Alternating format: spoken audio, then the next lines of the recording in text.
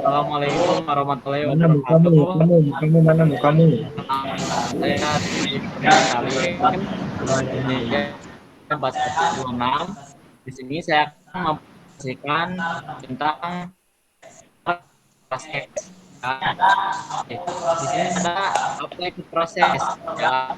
Proses adalah program dalam eksekusi atau alternatif. Nah, OS mengelola proses untuk multitasking, yaitu menjalankan banyak program secara bersamaan. Pentingnya dasar scheduling CPU, memori, dan sumber daya. Nah, jadi proses itu sebuah program dalam eksekusi yang dinamis dan juga bukan statis seperti file program. Dan juga dikelola proses untuk multitasking, yaitu untuk menjalankan banyak program secara bersamaan. Mengapa penting? Karena didasari oleh scheduling CPU. Ya, itu adalah sebuah proses. Oke, next. Nah, di sini ada definisi proses dan elemen proses.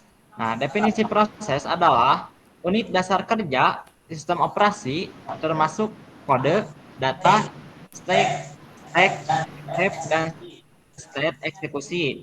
Nah, di sini ada jenis-jenisnya yaitu foreground atau interaktif, background atau daemon, thread atau subproses. Nah, di sini juga ada elemen proses. Yang pertama yaitu teks atau kode, yaitu instruksi program.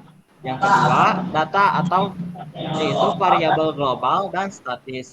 Yang ketiga, heap, yaitu memori dinamis atau malloc. Yang keempat, stack, yaitu variabel lokal dan file stack. Nah, jadi di sini ada 4 proses yaitu teks atau kode, yang kedua data, yang ketiga heap, dan yang ketiga stack atau stack. Oke, next. Nah, di sini ada status proses dasar. Nah, yang pertama ada status proses yang yaitu new atau baru, yaitu proses dibuat tapi belum siap alokasi sumber daya atau alokasi sumber daya. Yang kedua ada ready, yaitu siap. Menunggu CPU dalam ready queue. Terus yang ketiga ada running atau berjalan, yaitu eksekusi aktif di CPU. Yang keempat itu ada waiting atau blockade atau menunggu. Nah, menunggu event IO atau sinyal. Nah, di sini ada diagram yaitu siklus proses ke new, ready, running, waiting, dan terminated. Nah, ini adalah status proses yang mana status prosesnya ada 4 poin yaitu new atau baru, ready, siap, running, berjalan, waiting, menunggu. Ya, itu untuk status proses ada 4 poin. Oke, Oke, next. selanjutnya pemateri selanjutnya Saudara Misbah. Oke, pemateri selanjutnya.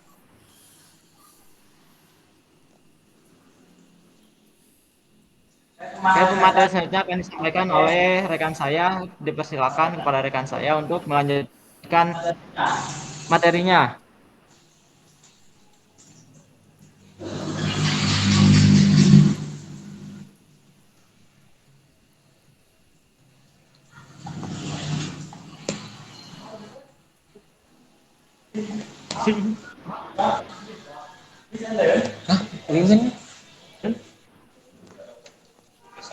Saya Oke, selanjutnya materi ku Saudara Misbah dipersilakan. enteng.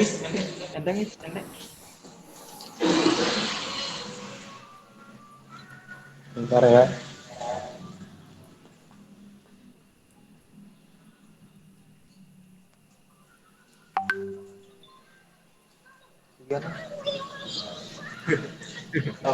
Oh, Baik, baik untuk untuk materi selanjutnya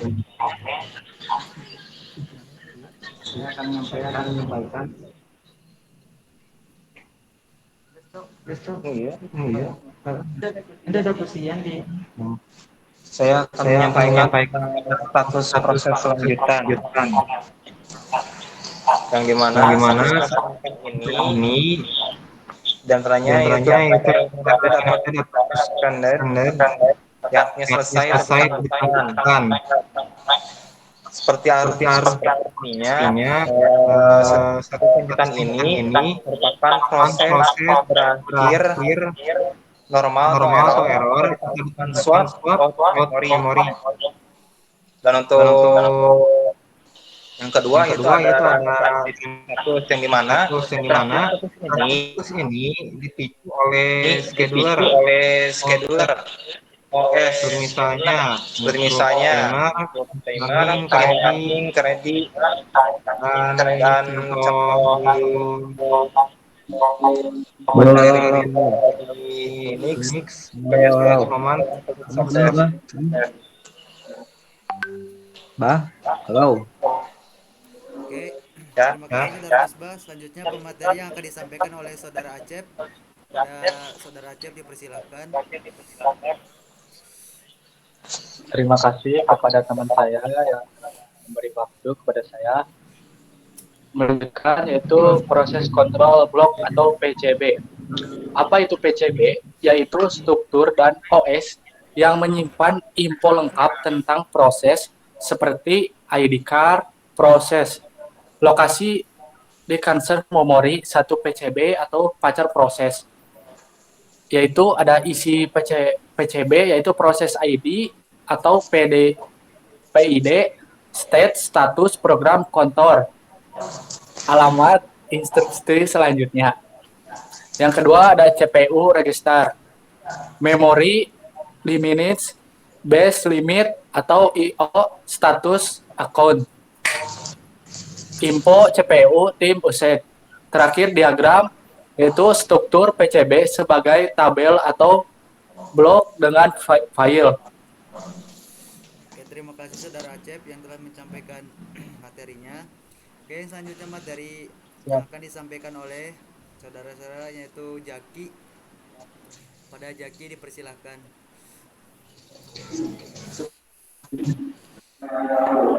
Oke, pada malam kali ini saya akan menyampaikan materi tentang konteks switching.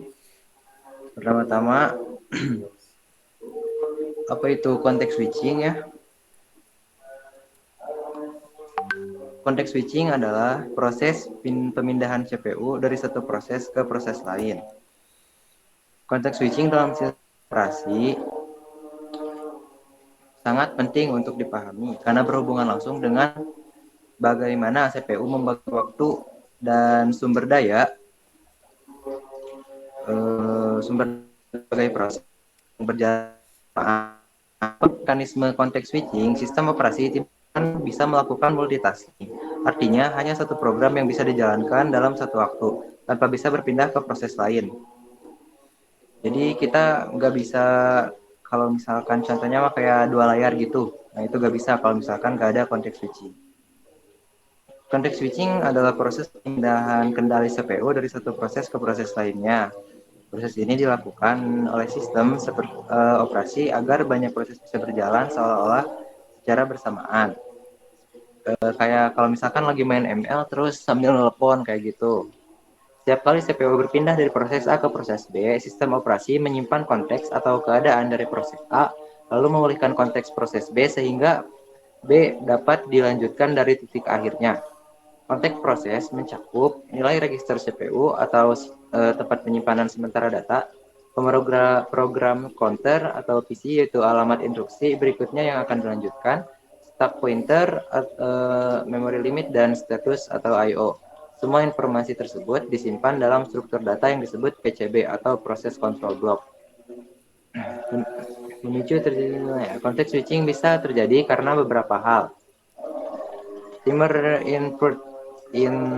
interrupt saat waktu eksekusi proses habis, misalnya sistem menggunakan time slice atau CPU akan memaksa proses berhenti sementara dan memberi giliran ke proses lain. I/O atau wait jika proses sedang menunggu hasil dari input atau output, CPU bisa dialihkan ke proses lain agar tidak menganggur. Terus high property process, jika ada proses baru dengan prioritas lebih tinggi, maka proses yang sedang berjalan akan disimpan konteksnya dan CPU berpindah ke proses prioritas tertinggi tersebut.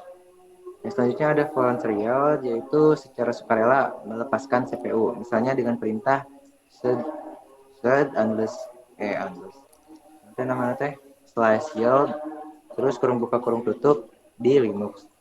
Itu contoh program untuk di Linuxnya ya. Terus kita masuk ke proses context switching, terjadi dalam 3 tahap utama, yaitu langkah 1, save konteks, simpan konteks lama. Sistem operasi menyimpan seluruh informasi proses yang sedang berjalan ke dalam PCB-nya. Ini kita sedang membahas proses terjadinya ini ya, context switching, yaitu mencakup register CPU, program counter, status proses atau running, ready atau waiting. Terus langkah selanjutnya ada scheduler memilih proses baru. Setelah konteks lama disimpan, scheduler menentukan proses baru mana yang akan dilanjutkan selanjutnya. Pemilihan ini tergantung pada algoritma penjadwalan CPU seperti round robin, property sorting, shortest job first atau SJF. Terus ada multiple queue. Langkah ketiga ada restore konteks atau pulihkan konteks baru. Konteks dari proses baru diambil dari PCB-nya, lalu semua register CPU dan counter dipulihkan. Setelah itu, CPU melanjutkan eksekusi dari posisi terakhir proses tersebut berhenti. Ada contoh dari alur flowchart yang pernah saya baca itu kurang lebih kejadiannya. Gambarnya seperti ini. Proses A itu berjalan, terus lanjut ke timer interrupt terjadi. Setelah timer interrupt terjadi, si data akan disimpan di konteks A atau save PCBA. Setelah disimpan, maka si PCB akan lanjut ke memilih proses B. Lalu di proses B akan dipulihkan restore PCBB. Terus setelah itu proses B mulai berjalan. Jadi akhirnya akan terjadi di mana dua sistem bekerja dalam satu waktu. Ada juga beberapa tantangan dalam konteks switching, yaitu waktu CPU terbuang karena harus menyimpan dan memulihkan konteks. Terjadi cache plus atau data yang tersimpan di CPU dihapus agar proses baru tidak mengakses data proses lama. Jadi memungkinkan ada beberapa data yang akan tiba-tiba hilang gitu. Terus selanjutnya bisa menyebabkan TLB atau Translation Lock Side Buffer atau MIS ya, yaitu kegagalan pencarian alamat memori virtual fisik sehingga akses memori jadi lambat, jadi delay gitu. Hasilnya terlalu sering melakukan context switching bisa menurunkan performa CPU. Tapi ada juga solusi untuk mengurangi overhead. Salah satu cara mengurangi beban context switching adalah dengan menggunakan thread.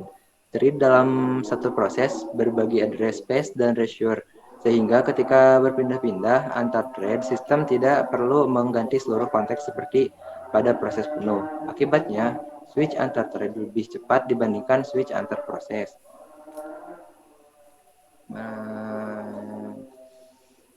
Contohnya yaitu dalam aplikasi web atau browser, setiap tab bisa dijalankan sebagai thread agar perpindahan aplikasi lebih cepat.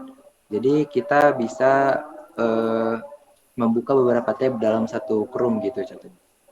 Terus ada contoh context switching di sistem operasi Linux yang pernah saya baca ya. Di Linux ada fungsi bernama schedule. Fungsi ini digunakan untuk memicu pergantian proses secara sukarela atau voluntary context switch. Artinya proses yang sedang berjalan memberikan kesempatan kepada proses lain untuk menggunakan CPU. Ada beberapa dampak, yaitu dampak positif dan negatif ya. Untuk dampak positifnya, multitasking menjadi lancar dan relevansif. Dan untuk dampak negatifnya, jika terlalu sering dilakukan, bisa menimbulkan thrashing, yaitu kondisi ketika CPU terlalu sibuk berpindah proses tanpa benar-benar menyelesaikan tugasnya. Statistik ideal. Menurut beberapa studi sistem operasi, context switch rate yang baik berada di bawah 1000 kali per detik atau agar performa sistem tetap optimal. Hubungan dengan proses dan PCB. Sebelum konteks switching bisa dilakukan, sistem operasi harus menyimpan semua informasi proses di dalam PCB atau proses control block. Isi dari PCB biasanya meliputi proses ID atau PID, program center, alamat instruksi berikutnya, register CPU atau nilai-nilai sementara, memory limit, status I/O, dan CPU time usage atau waktu penggunaan CPU. Coba ninggalian eta ke slide handap ya. Yan, coba pindah slide Yan. Halo. Halo. Ya, siap. Oh, udah kesimpulan. Hari nuhur non? Oke. Oke, next satu kesimpulan. Kesimpulannya atau ringkasannya. Kesimpulannya adalah proses proses program dinamis dengan elemen kode data, data stack atau help, status now ready, running, watching, terminated, PCB, info essential process untuk menjalankan OS. Dari seluruh penjelasan tadi bisa kita simpulkan bahwa proses adalah program dinamis yang memilih elemen kode, data stack, dan heap. Proses mengalami perubahan status selama eksekusi.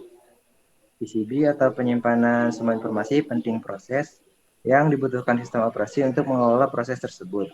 Terus ada juga konteks switching, adalah mekanisme penting dalam multitasking namun memiliki overhead atau waktu eksekusi. Dengan pengelolaan yang lebih baik, misalnya menggunakan read, konteks switching bisa efisien tanpa menurunkan performa sistem. Jadi switching itu membuat multitasking mungkin, tapi harus diatur agar tidak terlalu sering karena bisa mengurangi efisiensi CPU ya. Oke, mungkin demikian presentasi dari saya. Mohon maaf bila ada kesalahan kata. Assalamualaikum warahmatullahi wabarakatuh. Waalaikumsalam warahmatullahi wabarakatuh. Waalaikumsalam warahmatullahi wabarakatuh. Oke, terima kasih teman-teman semua telah menyampaikan materi-materinya. Semoga bisa bermanfaat umumnya bagi diri kita sendiri maupun orang lain. Amin ya Allah ya rabbal alamin. Oke teman-teman semua, silakan dibuka kameranya. Siap. Cuy, pengen minta air, cuy.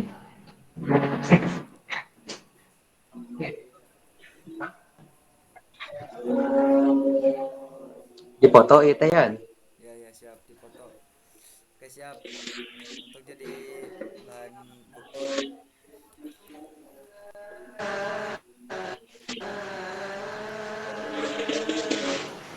Satu. Kita kabur.